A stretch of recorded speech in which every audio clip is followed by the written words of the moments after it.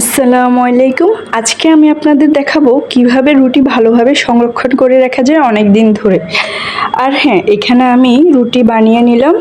আর যেহেতু সকালবেলা রুটি বানাতে অনেকক্ষণ সময় চলে যায়, যেহেতু পরিবারের সদস্য সংখ্যা বেশি, তাই আমি কি করি একসাথে 30টা বা 32 এরকম যতটুকু সম্ভব হয় আর কি রুটি বানিয়ে একটা রুটি বানানোর পর এগুলোকে আমি আধা ছেঁকা করে রেখেছি, একদম অল্প একটু ছেঁকে রেখেছি।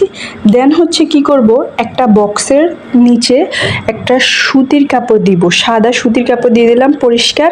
অনেকে টিস্যু দেন, বা টিস্যু দিবেন না। টিস্যু দিলে হবে কি, এটা মানে রুটির গায়ে লেগে থাকতে পারে, আর হচ্ছে এটা ক্ষতিকরও বটেই। তাই আমি কি করি, নিচে একটা কাপড় দিয়ে দিব। এখন কাপড় দেওয়ার পর সবগুলো রুটি রেখে দিব।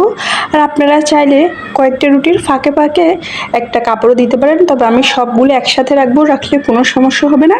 আর উপরে আরেকটা কাপড় দিয়ে দিব, তাহলে হবে কি রুটিগুলো একদম ভালো থাকবে।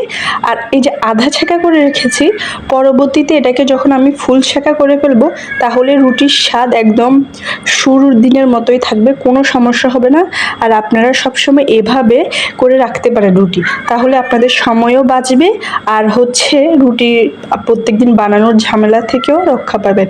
আর আমি সবসময় এই কাজটাই করি, আমার কাছে মনে হয় এটা আমার অনেক সময়কে সেফ রাখে। আপনারাও করতে পারেন। এই তো এভাবে রেখে দিলাম, এখন হচ্ছে ফ্রিজের মধ্যে আমি রেখে দিব।